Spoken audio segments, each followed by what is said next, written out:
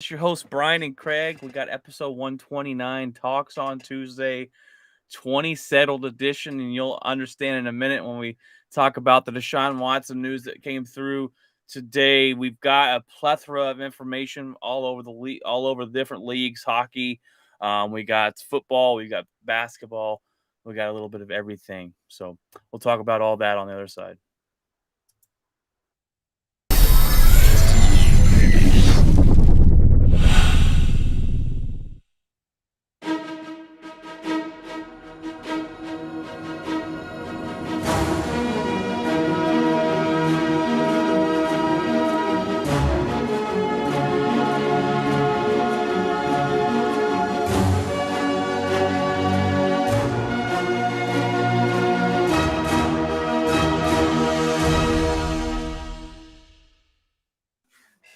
All right, Craig, welcome in here. Before we get started into the sports stuff, how was your Father's Day weekend? Good. Saturday played golf, and other than it being like you're playing on the surface of the sun, that was a good time. And Sweating Sunday buckets. I didn't. Sunday I didn't do much of anything. I kind of just hung around the house and then went bowling Sunday night, and that was about it. Nice, nice. Um, I didn't do much. I mean, Sunday, Father's Day and Mother's Day, we kind of just do the same thing for each other. It's just you get a day, you go do whatever you want. Um, Being a little tight on funds, I just stayed home. I played video games all day. Didn't have to feed the kids, argue with the kids, feed anybody. I got food fed and brought to me, so that's always a good thing. But we had a good weekend and coming off vacation, so Austin planned it perfectly. Going on vacation with Father's Day, right on in the coast, and then I'm coming back from it, so that's not fun. But I'm glad to hear you had a good time. All right, well, it is episode 29, Talks on Tuesday, 20 settled edition, and we named it that because Deshaun Watson news broke that Deshaun Watson's lawyer says that Watson has settled with the 20 of the 24 cases against him, even though I thought it was 26. I don't know. Maybe he's not really counting the other two. I'm not sure. Um, this is good for Watson. This is something that I told him that he should have done a long time ago. And this wouldn't be dragged on so long. I wonder what changed though, because this whole time, this whole process was about Watson clearing his name, clearing his name, clearing his name, steading fast to his belief that he did nothing wrong. Now that me or you, if you listen to the show, you know our feelings about Deshaun Watson. Neither of us believe that he's innocent. So, just what has changed? What has made him change his mind? Is it the fact that all this stuff's come out and it's made him look so bad that he just kind of wants to get this over with? Is my guess. I'm not sure. It's just weird that all of a sudden they reverse course and they've settled the 20 of the 20. I'm going to call it 26 cases because there's 26 cases. They settled 20 of those. Still not sure what they settled on. That those haven't come out. We may never. I was reading up on it a little bit today. We may never know because the settlement might basically be those NDAs or that he had signed may block us from ever understanding what the settlement I'm was sure they just and signed another payout. one. I'm sure they just signed another one to get this check. If they didn't have one in place already, there is one. When I'm gonna have you sign this check, and then I'm gonna have you sign this along with it. Right. I We think may they're never doing understand this. it. But Oh, I think they're doing this because of the word coming out that the NFL is fixing to drop the hammer. Word has come out from multiple sources that the NFL is fixing to drop a year-long suspension on him, and he is trying at this point, albeit too late, yeah. to make this go away. And he's going to say, well, no, there's only four now, or five, or whatever. Yeah. Um, Let's talk and about the other and 20. yeah, so yeah, and so it, he's still not going to admit that paying them did anything wrong. He's still going to say that he just did that so he could play football and move on with his career. But I got a feeling it's not going to matter. I got a feeling the NFL is fixing to drop the hammer by the end of the week, and you're going to have Deshaun Watson suspended for a year by the end of the week. Yeah, that seems the way it's leaning. He's kind of just SOL, and it is what it is. He brought this upon himself. The Cleveland 100%. Browns brought this upon himself. So I don't feel one bit bad for it. The only person I feel bad in this whole situation is Baker Mayfield still. But Well, and I won't feel bad for him if he's the starter of the Carolina Panthers for the start of the year. yeah, Panthers, Seattle, somebody hopefully Yeah, goes somewhere. But yeah, yeah. it's a little too late for Deshaun. I don't know anybody that's you know really going to be on Deshaun Watson. There's a guy on YouTube. He'll call you out on it, and I'm like, how are you standing up for this guy? I don't understand it. I don't get it. But little too late. It's probably looking for a year. We discussed a little bit last week too that teams are calling for it. Teams are saying, hey, this has everything to do with the rules, and he Yeah. has Yeah, this broken is a them. We've yeah. got you got to set a standard here, and you got to suspend him. This And is why this is exactly why the conduct policy is in place for something to this effect, and they need to use it. They need to use it, and they need to put it in place, and they need to hammer him. And if they don't, then Goodell needs to be fired before he ever gets to the you know um other deal that's going to get him fired. But yeah, I mean, we haven't even sniffed those emails and the lawsuit by John Gruden. yeah. Um, you know what's interesting? If you look at Deshaun Watson's case with 26 women coming out against him, possibly more. There might be more down the road. We don't know. Um, Look at that and Trevor Bauer in the baseball, Major League Yeah, look at Baseball. the difference between how MLB handled it and how the NFL's handled it. I Yep. mean, MLB, they got a whiff. They got a whiff of one lady, One. and Just one, one. one, one, one, That's all not it took. 26, one. And he said, "Hit the bricks, you're gone." And he hasn't played in a single game, and he probably never will again. He I mean, Yeah, there's been more women that come out. I think one more at least, or two other women that came out since then. But Major League Baseball, yeah, they've laid the hammer on. The Dodgers treated him like he was a leopard, didn't want anything to oh do with yeah, him. oh yeah. Everybody in Com- the Dodgers locker room is like, Trevor who? Nah, we didn't have yeah. nobody in that our locker room. But the Cleveland Browns are going on vacation and Yeah, letting Deshaun Watson pay the they're bill. like, So hey, can you bring it's some of those masseuses? Like, oh, okay. yeah. Oh my gosh. Yeah. Yeah. Oh, just bad. Very, very bad. So yeah, that's the Um, difference between the two leagues. yeah. It's shocking. And then, you know, this thing has to be a year. If it's anything less than a year, It's a travesty. we're gonna have Yeah, pitchforks and yeah, up at Roger Goodell's office, 100%. especially when you got a guy in Calvin Ridley that got banned for a year. Um, Actually, he set out for mental health issue last year, like half of last season or more. I don't know Yeah. if that was if they forced him to sit out, and now he's going to be missing a whole year. And I'm like, if you don't come down and lay the hammer on Deshaun Watson and suspend him for at least a year, it's almost like saying gambling is worse than Yeah, sexually assaulting women.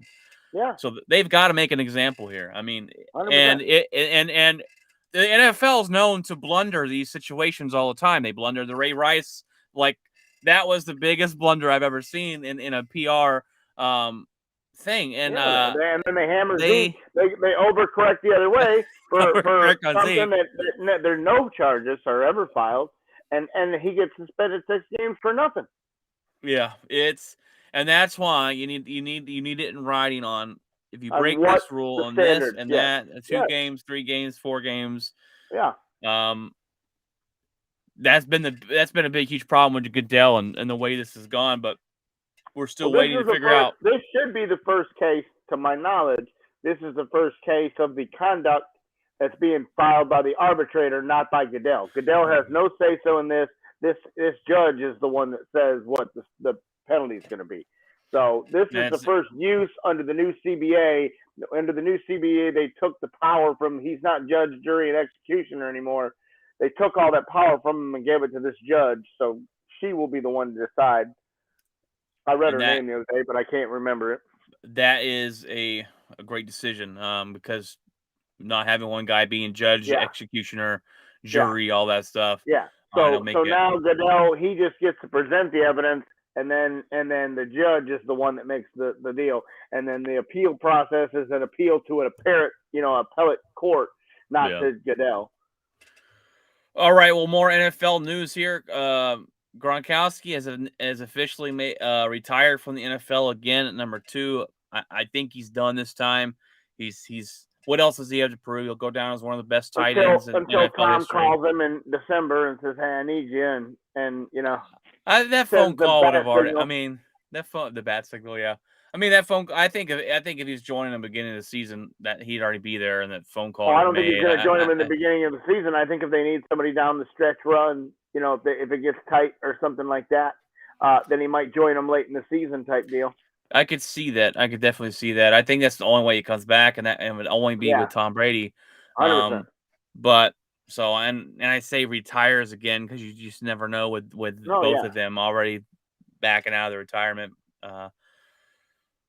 This had us talking some conversations. PFF's top offensive play callers list came out, and I found it pretty laughable. I don't know if you saw this or Yeah. if you thought it was laughable. We'll discuss it here. They have Andy Reid number 1. They have Kellen Moore number 2. They have Byron Leftwich number 3. They have Kyle Shanahan number 4. Sean McVay at number 5, and Matt LaFleur at number 6. And I thought this list was laughable. Andy Reid, Sean McVay, and Kyle Shanahan. Those are your 3. Top 3. There's no debating this, guys. Sean McVay just came off the Super Bowl. Andy Reid's a great offensive play guru, if you want to call him. And Kyle Shanahan gets the job done and overachieves every year with Jimmy Garoppolo. I don't know how Kellen Moore is number 2. I'm not saying Kellen Moore is bad, but number 2 over Sean McVay, over Kyle Shanahan, I'm not buying that one bit, PFF. And first, let me ask you this question, Craig. Do you like PFF? There's a lot of people that like it. There's a lot of people that don't like it. Are you a big believer in Pro Football Focus is what it stands for and what I they don't do? understand. I don't understand what they use. What grading system they come up with these numbers, and they're judging guys. And I mean, they went through a list today, and they said that Trayvon Diggs is the number 1 press corner in all of football. And And while they he killed had him. 11, he had 11 interceptions last year. He couldn't cover a fire hydrant and let up the most yards of any cornerback, deal. So he's just a do or die guy, which a lot of times he gets the job done, but a lot of times he doesn't. And he let up yardage and he let up some big plays and some big scores. And so I don't know what criteria they're using. Basically, Yeah. the way I read it was they took these guys and they said in a generic offense, not the offense they're in, not the team they're on, but in a generic offense, this is how they would play. They said that the reason they put Kellen Moore number 2 was because he's got a quarterback who didn't play up to par after the calf injury. He had Zeke Elliott, who has underperformed for 2 years now. Wide receivers that were hurt. This guy was hurt. That guy was hurt, and all that. So and still had one of the most highest producing yards per game offense in football. Okay, that's great, but we all know McVay. I mean, he was reading defenses for Jared Goff when he was the quarterback. He was talking to him in the headset up until they cut his headset off. I mean, telling him where, what to look at and what. So here, I mean, that guy's just an offensive genius, just like Andy Reid is. And Shanahan, the way he uses Deebo Samuel and slots and different play calls and screens, Kellen Moore doesn't run any of that. He doesn't run. He's ran a couple of these, throw it to the wide receiver and the wide receiver throws a deep pass type deal. But other than that, you're not seeing any of these Philly special plays. You're not seeing. I mean, he runs an end around every once in a while. but the bottom line is a lot of people think that Kellen Moore is more talented than he's showing, but they believe in Dallas he's being handcuffed as to not make somebody look bad, make Jerry or make the head coach, look bad, and so that he's being limited into what he can use, and he has better play calling, but they're not allowing him to use it. So I don't know if that's the case or not. But I don't know Pro Football Focus. I just can't understand the criteria they're using. It just seems to me like every time one of these lists come out, you're like, well, that's not the same criteria you used last time you made one of these. It's just Well, like and they have the system, and no one knows what the system is that's in what I'm saying. context of it. Yeah, And well, look, when people make a list, we like to dissect the list. Okay, I mean yeah, that's anybody. Pro Football Focus makes these lists, and that exact statement you just talked about earlier, where they had Trayvon Diggs as the best covered corner, press covered corner in the NFL. But his Pro Football Focus rating's bad. They yeah, killed Diggs, but then yeah, how are you going to turn around and give him the number one? It doesn't make it. It contradicts itself a lot. Kellen Moore I think he's a really good play caller. yeah. I would say he's top five. Yeah, I would say he's I mean, definitely top six. What they Byron put. Leftwich? I don't even. Have we seen enough of Byron Leftwich Well, because he won a Super Bowl. That's why. Tom? I mean, that's Tom Brady now, and also you look at it the same thing. Matt LaFleur will never get the credit he deserves because he's got Aaron Rodgers. Yep. I'm not, I posted this the other day, and my buddy Ryan Sims, he's your Homer Cowboy, and he's like, Matt or Kellen Moore's not trash. I didn't say it was trash. I'm just saying you can't put him above Sean McVay, Kyle Shanahan. In my opinion, LaFleur is better, but I'm not going to fight you on Kellen Moore being better than LaFleur because he has Aaron Rodgers. But yeah, and then they put the defensive coordinator. They put Dallas's defensive coordinator too as well. And I mean, he had an okay defense, but in the playoffs they couldn't stop the team. They couldn't stop the run. They couldn't dial anything up to stop Deebo Samuel from dicing them to death. So if you're the number 2 defensive coordinator, you can't draw up a defense to stop these guys from gashing you in the run department, letting up 130 yards a game. That to me is nonsense. Here's the way I see it, because you're obviously listening to 105.3 The Fan today, as I was, but the Kellen Moore's number 2. You got Dan Quinn number 2. Coach McCarthy's number 10. Yeah, well, we all know that. Y'all should be headed to the Super Bowl. Yeah. Oh yeah, you should be winning 15 games. No excuses. But they might win 7. They might win 7. Yeah, it's insane. And then they're saying he's the top 10. He's the top 10 coach. And then they turn around and say that he's one of the ones that are going to be fired right after the Green Bay game. What? Wait, yeah, what? Yeah, how is he the top 10 coach and now he's going to be 1-5 and fired by the bye? It was a hot take about if he goes 1-4, 1-5 and lose to Green Bay, could he be fired? Look, when it comes to Cowboys coaches, I mean, if they go 1-5 and they're losing to Green Bay and they go into a bye week and the team's quitting on him, 100% he could be. Jerry doesn't normally make changes in the middle of the season, but he could. I'm not a big fan of McCarthy. Okay, I'll say that. I think Aaron Rodgers made him the coach he is. Let's just say that. I don't think he brings much to the table since he's not calling your offense. He doesn't call defense. He's the walk-around head coach. I don't know what he's bringing to the table. His 2 things last year, if he's not calling offensive plays, is time management and which he was terrible at. Yes, terrible at. And keeping your team disciplined. They were the most penalized NFL team. I don't know what he's bringing to the table. So I don't know if he's a top 10 head coach in the NFL. He does have a Super Bowl ring, like I said, but I don't know. I do feel kind of bad for him, just because he's got his backup coaches that are right here over his shoulder that are going to take his spot. Dan Quinn or Kellen Moore will be the head coach of the Cowboys in the next 2 or 3 seasons, probably, if Coach McCarthy doesn't lead them to the promised land. It could even be after the season. If they go into the season and actually they fail, they win they lose in the first round of the playoffs. Jerry Jones should be pushing the trigger, pulling that trigger, because he's got two head coaches that are sitting and waiting that he doesn't want to lose. Yeah. So I feel kind of bad for him because He's paying both of them he's solid, sweating. like almost Oh head yeah. coach money to keep Oh him yeah. there. Yep. All right, well, that's your NFL news today. We got quite a bit of NBA news to get into as well here. Reports broke that Kyrie and the Brooklyn Nets have reached an impasse, and with their contract talks, and Kyrie Irving will reach and or test the open market there, the free agent market,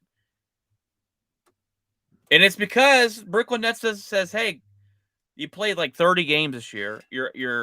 We can't count on you. I'm not giving you a super max deal. And Kyrie Irving is basically saying, well, then see you later. This guy's head case. I don't know how he can think that he deserves to get paid super max deal, but that's what he's going to look for. He's going to look for the money. It doesn't surprise me that he wants out, or he wants to get that money. Or he's going to leave, and I think he probably does leave. And that Well, if he does leave, they've already said the Lakers are going to be the first team that they're going to fly the plane over and grab him as soon as he files for it. well, LeBron James is the only player that's actually kept Kyrie in check, and they won a championship. But with the cap space and all the numbers, it's going to take a lot of finagling, or whatever you want to call it, to get Kyrie Irving to the Los Angeles Lakers. I don't think that's he'd have to take a pay cut. He wouldn't be able to get the max. Well, first of all, Brooklyn's the only one that can offer him the super max. They can, the Lakers or anybody else can offer him max. He'd be leaving money on the table, leaving Brooklyn, but they're not going to offer him that. So and then Durant has said that he'll leave if they don't sign Kyrie back. So it'll be the biggest implosion of a super team we've ever seen. It'll be the fastest, right? Yeah, the most unsuccessful. But I'll tell you what, Kevin Durant needs to stay. I agree. For his legacy. Where is he gonna? If he goes somewhere else to ring chase, he's gonna join up 100%. That's what he's gonna do. Then his rings won't matter. I still argue his rings don't matter. The rings he has don't matter. He jumped on the bandwagon of Golden State, the curtails. Yeah. And don't get me wrong, he did play good, but he's gonna play good anywhere. Injuries, Yeah. The first year there he played good though. Yeah. But still, you join a team that lost like 7 games.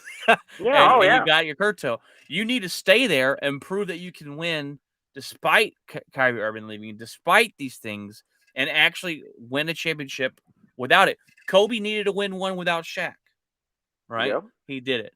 LeBron needed to win one without Kyrie, or Miami, without Miami, and the big three there. He did it. His legacy needs it, in my opinion. Are you a big legacy guy? I mean, no. I mean, because the way they do the NBA or the Basketball Hall of Fame, I mean, all those guys are well, the Hall of Fame is a joke. It is. So what legacy? Like, what are we talking about? I mean, I'm talking about rings and legitimate rings. I know, but what I'm saying is, we're still going to be talking about Kevin Durant 15 years from now. He's still going to be in the discussion. Discussion of what? Of one of the best to play the game. Okay. I mean, I didn't know if you were going to discussion of the best ever, because that's a different discussion. No. One of the best players, yeah, he's definitely one of the best players, and you can't argue that. No. I'm just talking about when you look at Dirk. But even if Durant goes and wins 2 more on his own and takes it in the net, he's never going to be in the best ever discussion. No, he won't. But if he wins Kobe crushes that in a heartbeat. To me, Kobe crushes all of them. I ain't gonna argue. Kobe's my favorite player of all time. I think he is the best, in my opinion, that I've ever seen play the game. Michael Jordan's the greatest, they say. I think I'm going to say that Michael Jordan's the greatest ever, probably, and then Kobe Bryant. I'll take Kobe Bryant over LeBron James, but um, I'm just talking I about take you if over Kevin LeBron Durant. James. Well, um, Not a Bron fan. me neither. That's why I'm not a Laker fan anymore. Anyways, um, I'm just talking about if Kevin Durant goes and wins more rings without the super team and can do it and Yeah, prove I that mean, he was that congratulations. guy, Yeah, okay. it'll be something. But right now, I'll take Dirk Nowitzki's one ring over Kevin Durant's two. To me, where Durant missed the boat was when he had Westbrook and Harden in Oklahoma City, and they didn't win Mm-hmm. nothing. They didn't win nothing. That was the first super team before super teams existed, and they drafted it. And that was a natural. Yeah, It's not. You can't yeah, say, "Oh, you were a super team." Well, we yeah. drafted that. So No, yeah, that's our hard work paying off. yeah. Um, And you didn't win nothing. but if Kevin Durant goes somewhere with it and I makes a think super they had team, Serge then Ibaka too. yeah, they did. I don't know if it was after or during, but I don't anyways. know. I'm just saying. More NBA news. The PJ Tucker to test the market as his 1 year in Miami's over. Milwaukee, really, I'm surprised they let him walk after winning the championship. They come out and admitted that they shouldn't have let him walk. Maybe they bring him back. I thought this was a perfect fit in Miami, but he played 1 year there and he's done. Yeah. So I just don't know if it's a chemistry thing. I don't know if Jimmy Butler ran him off because Jimmy Butler, you either get along really well or you don't. But this is a look. He's 37 years old. He's old, but he's a dog. I'll take Yeah. him. I'll take him in Dallas. But You don't really need I him in think. Dallas. Oh no, you don't. And I just don't think. He's like a little finishing piece to a team that's going to go to the championship. Like he Yeah. come in and he can help you out and he can be a leader and he can do the dirty work. Is what kind of guy he is, the hard physical work. But I think he goes back to Milwaukee. But Probably that would be the smart idea. You know the yeah. offense, you know the players, you know everybody. Well, it came out today that the Lakers have offered a trade that would send Westbrook, THT, and the 2026 first round pick to the Pacers from Malcolm Brogdon, and the Pacers said no, thank you. This goes back on what Lakers said. Lakers said we're going to keep Russell Westbrook, and now looks like they're willing to trade him if the right pieces are in play. I Nobody think wants that contract. no one wants that contract. No one wants a player that doesn't play well with others. And last year when the Lakers got Westbrook, I was the only Laker fan going, "This is not going to work. It's not Yeah. going to No, work." I said that as soon as he And signed over. everyone said, "Oh, it's the best thing ever," and it turned out to be a big dog crap. Now, I think publicly, LeBron James is saying, "Yeah, we want Westbrook. We want Westbrook." Behind the scenes, he's like, "Please trade this guy. We can't work with him." So you see these trade rumors going around, but the Lakers come out publicly saying we're going to run it back with Russell Westbrook there. It would have been a good get for him, I think, getting Malcolm Brogdon from the Pacers. I'm probably butchering that last name, but he's a solid piece. I just don't know what they're going to be able to do with their Yeah, cap space and Brogdon would have been a good fit over there, but I mean, I personally think the guy they really need to get rid of is street clothes over there. Anthony Davis, that's the guy they need to get rid of. He's on the bench more than he is on the floor, and he doesn't fit in the offense. And doesn't fit in the offense. I just don't. I mean, the Lakers don't run Look, the Lakers don't run your Phil Jackson triangle. Get the ball to the post. Everybody touches the ball. They're running the off wing. Picking, they don't even do pick and rolls with him. I mean, Anthony Davis is a clear pick and roll guy, and you're not running those. LeBron James isn't a pick and roll guy, so it's been so long since I've seen Anthony Davis play, but to me, and I had this argument when I was a Laker fan. Anthony Davis is their number one player. LeBron James is not, to me, is not the number one player. He's not the guy that's going to Oh, take over. When Anthony Father Time has knocked on LeBron James's door, and he just refuses to admit it. when Anthony Davis is healthy and playing, he's the guy that gets the team rolling. He's the guy. He's the oil to the machine. I think their better off bet is to trade LeBron and get a couple pieces from him. But he's old. He's Yep. super old. He's still putting up numbers. He's still a good basketball player. I just don't know. I mean, here's a guy. I can't. I don't want to get into LeBron James. I don't have enough time for that on this episode. I think Anthony Davis is the guy that makes that team go. And LeBron is coming. Getting closer to the end, and we'll see if he's there. This is a guy that's openly talked about playing on other teams during the season. He could care less, and that's kind of the reason he isn't signing an extension with him. Yeah, and that's kind of the reason that I'm no longer a Laker fan, but that's a different story. Or it goes into that. But anyways, well, the Lightning bounced back in hockey, game 3 the other night. They bounced back 6-2. These games, besides game 1, have been just atrocious blowouts. Game 2 was 7-0. Lightning bounced back in game 2. Do they have enough though to keep up with Colorado? Because what I've seen from Colorado, Craig, they are playing on a different atmosphere the first 2 games than Lightning. I was disappointed in game 1 because I thought Tampa had the upper hand with Colorado having 10 days off. The long, rink rust. You can only go so hard in practice. You can't really get a game feel in practice. You can go as hard as you can, but you just can't get the game atmosphere, crowd, everything like that. So I really thought Tampa blew an opportunity there.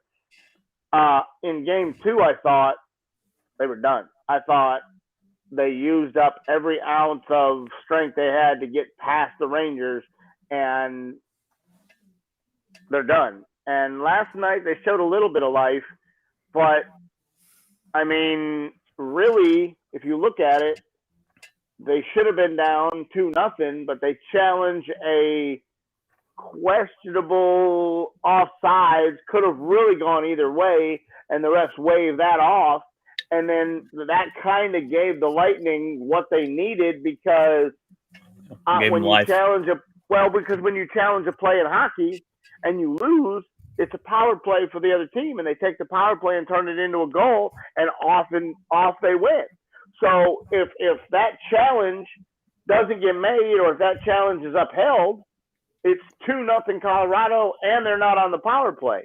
Instead, it's 1-0 Colorado, and the Lightning are on the power play.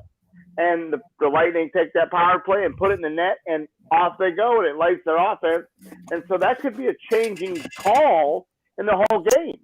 But Colorado at home isn't going to lose. They appear to be in another stratosphere. They are they're Lightning at home. And so, I mean, I think obviously the Lightning are in another must-win game tomorrow night, and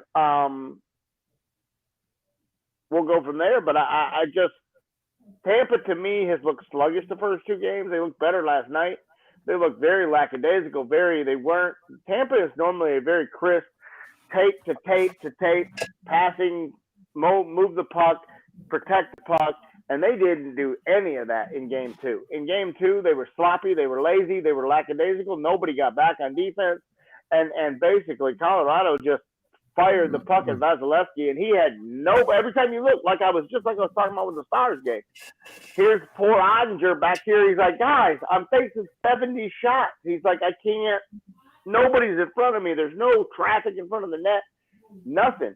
And so you've got to be able to run these guys off. You've got to have some defensemen in front to keep the Colorado from being able to get easy second chance rebounds.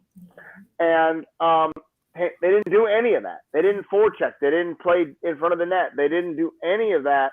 The things that are key to help you win, Tampa did none of them the first 2 games. Yeah, watching it seemed like it was It was just seemed like it was a NHL team versus a college team. Yeah, They 100%. were Colorado looked light years ahead of them. oh yeah, they were lightning fast. They seemed like they were too Yes, fast, and yes. Lightning couldn't keep up. And it happened. It And was I all and night that's why I long. said that I thought that Tampa maybe used all their energy to get past New York, but we'll see. We'll see if they can win the game 4 coming up. Then we're back into a series here before it goes back to Colorado. A bit, the first game was super great. Colorado went up 3-1. I was like, okay, well, Colorado's putting it on them. Lightning come back. It goes to overtime, and they make a bad turnover in game 2. It was 4-0. I turned it off. I came back to it 7-0. I'm like, oh my gosh, Yeah, and it was kind of over from there. But I'm glad Lightning won game 3 because at that point it's kind of like, all right, well, let's just go. It's basically yeah. over. But It would have been had they gone down 3-0 to oh Colorado. yeah, there's no coming back from that. Well, some more hockey news today. Stars make it official and hire Pete DeBoer to replace Bonus as a head coach. He's former coach of the Vegas Knights, the Devils, and the Sharks. And do you like this move, Craig? I want you to go first. I do. I love it because here's a guy who took a expansion team and took him to the Cup the first year. He's taken the Devils and the Sharks to the Stanley Cup. He's won everywhere he's gone. Now he is quick to change goalies. The way he handled his netminders that's what got him run out of Vegas. Is he just quick and plug and play goalies? But in Texas or in Dallas, you just don't have that option really. Ottinger's really your only mainstay. Now you might have another rookie coming up and whatever, but Ottinger's the guy. He's your guy, and he proved himself in the playoffs, and I just think this guy is going to be the voice that you need. I mean, Bonus was never supposed to be the guy. He was never supposed to be the guy. He was an interim deal. He took over for Monty for that whole dumpster fire where we're drinking on the road and whatever happened there. And Bonus was never supposed to be the guy, but he made some magical bubble run. And if they lose to Calgary, which they were 30 seconds from doing before they pulled their goalie and come up with a miracle goal and win a game in double overtime and steal the series. If they lose to Calgary, Bonus is never the head coach. He gets fired. They remove the interim tag. He gets fired and on about their day, and probably they have a better coach to deal. There's a lot of people that don't like this move because this guy's been fired 4 times in the last decade. If it doesn't work, it doesn't work. But this guy has got skins on the wall. He's proven to win everywhere he's gone. He's won everywhere he's gone. And if he wins, and then Dallas takes a turn for the worse, well, then get rid of him. Has he won? Has he won championships? No, that's the thing. He's gotten them there, but he's never really won anything. But I'd rather be there and be in the discussion than I would be being eliminated in the first round or having it. Dallas made the playoffs for the next to last day of the season. Like, yeah, this wasn't. It wasn't. Yeah, it was. I mean, they weren't like the number 1 seed here. They kind of backed in the last month of the season. They had a huge lead in the last month of the season. They played so horrible that they almost blew the huge lead they had. I mean, in the middle of the season, they won 9 games straight and started to run away with this thing. And all of a sudden, they couldn't find their offense. They couldn't score any goals. They couldn't stop anybody. So I think DeBoer, I mean, look at what Vegas has done. Vegas has been a powerhouse ever since they hit the NHL. And that he was the guy running the franchise.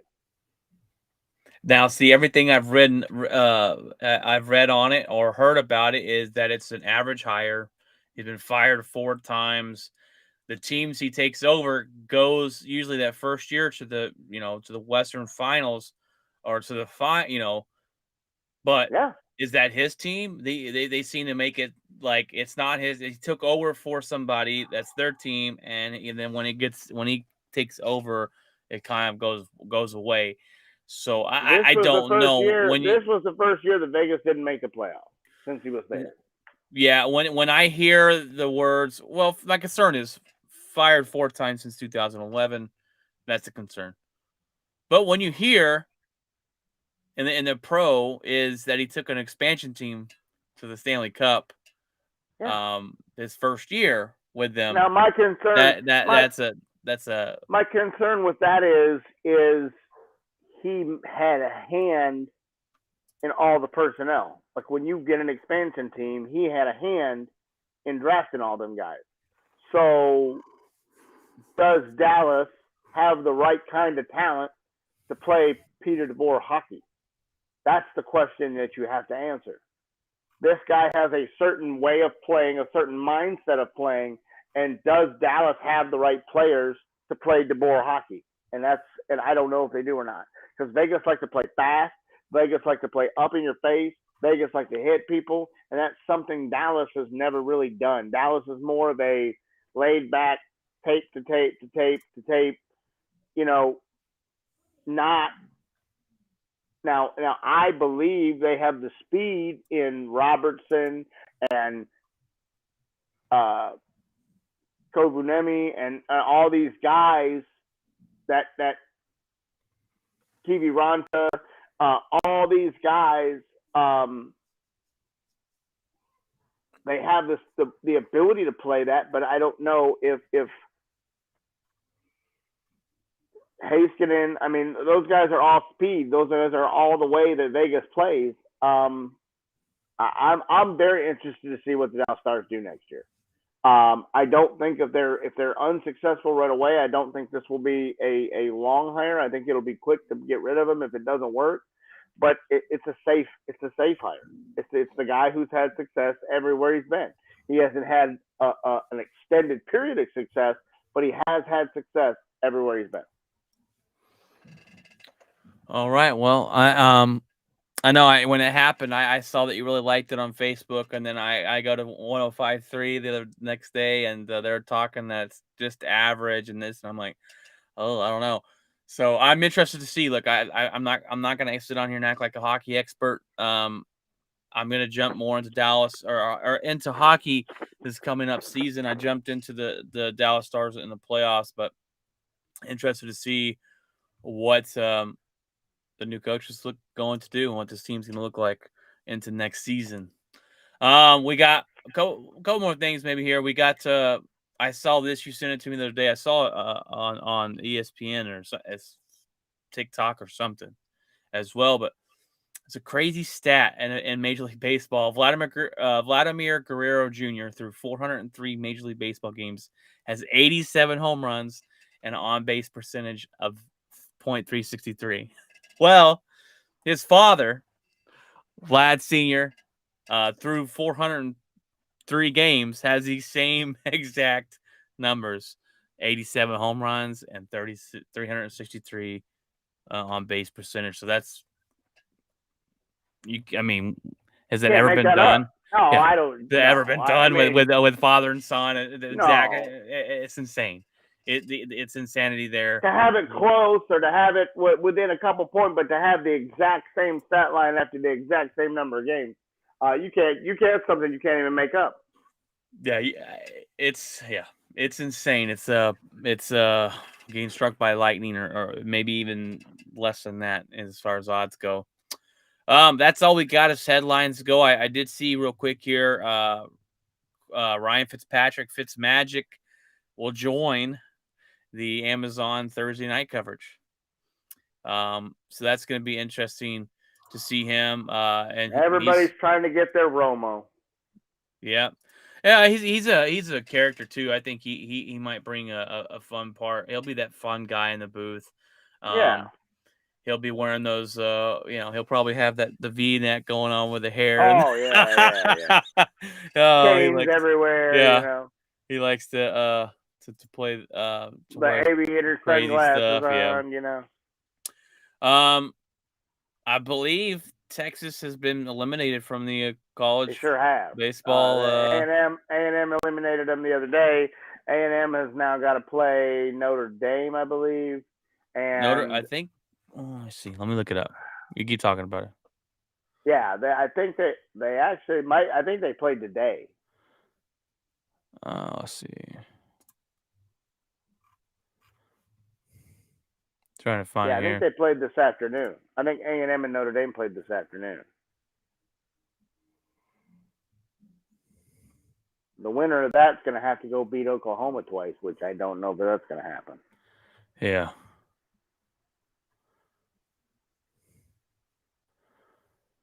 Let's see. Let's look up some of the way. I think Notre Dame won. I'm not sure.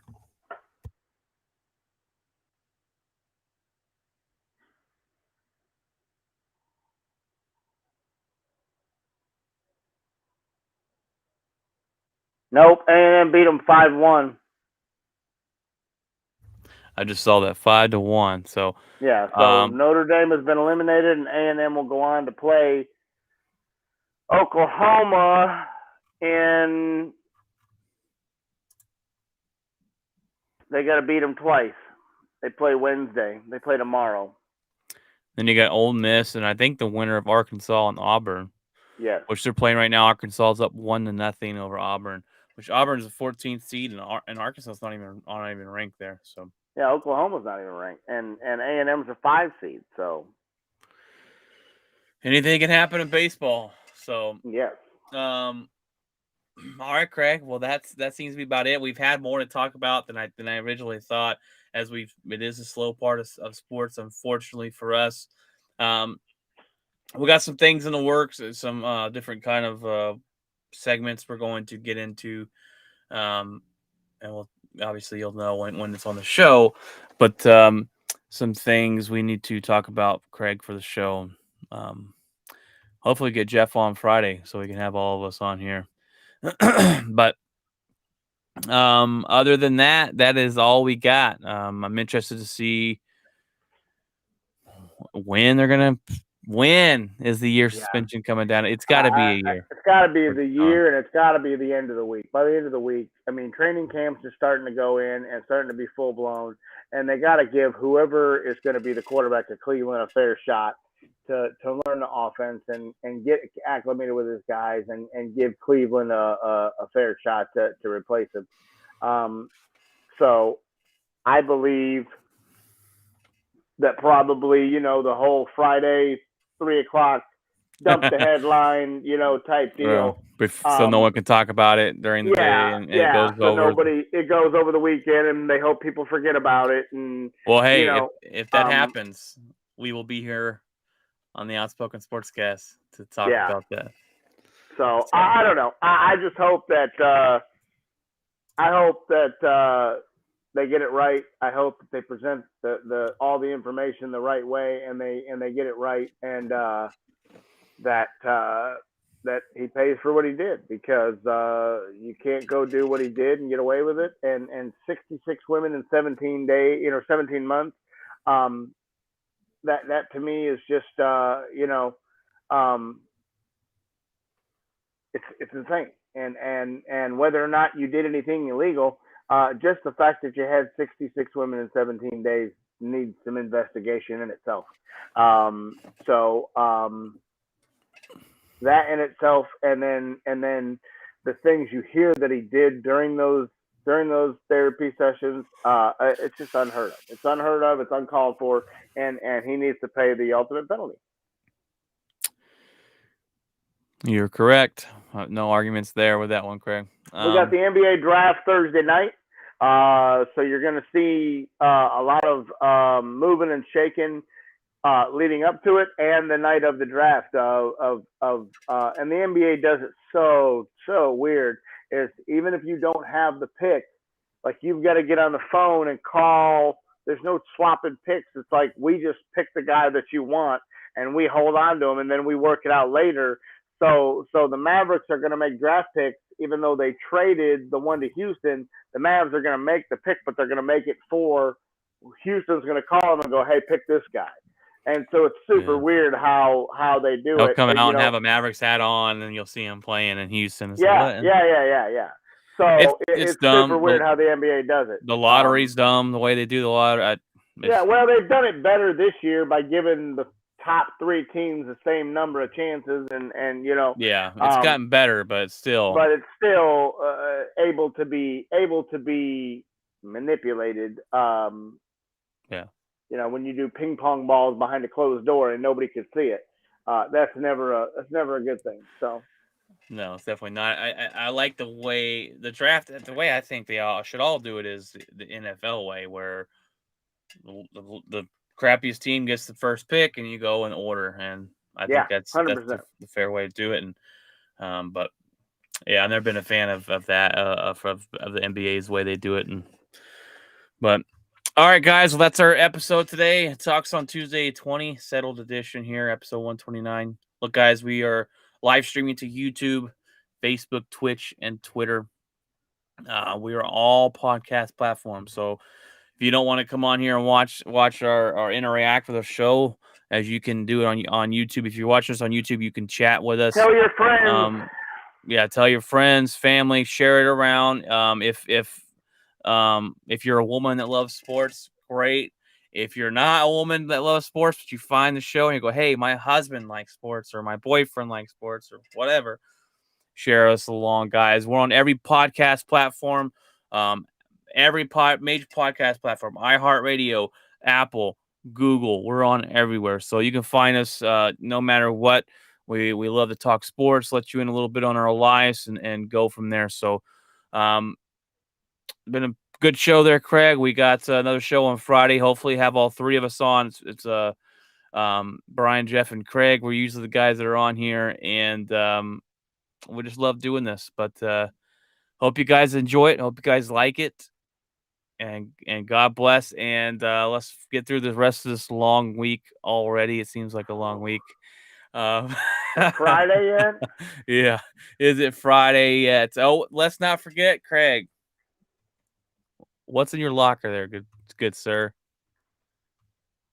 Getting through the rest of this week. Yeah. Yeah, this heat is insane.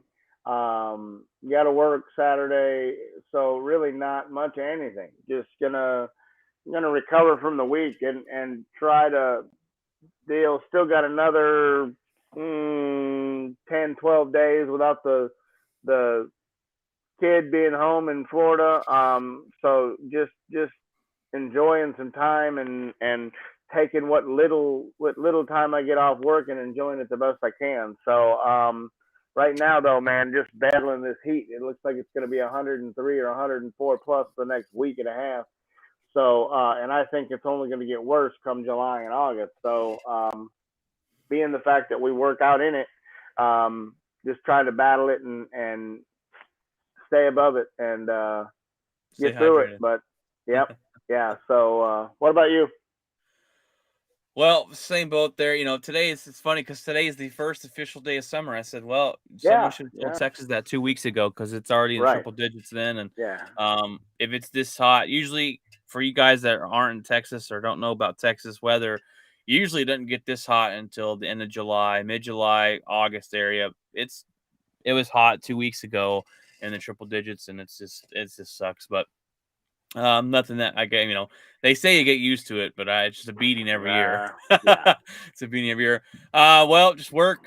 We're in Austin's route this week, unfortunately. And then I got to work Saturday, and then we got Eric's party on Saturday. So looking forward to that, to hang out with the guys. He's going to cook a brisket, play some cornhole out in the 104-degree heat, and have some fun there. My nephew is having a baptism. He's getting baptized Sunday, so I'll be over in Mansfield Sunday afternoon to be a part of that.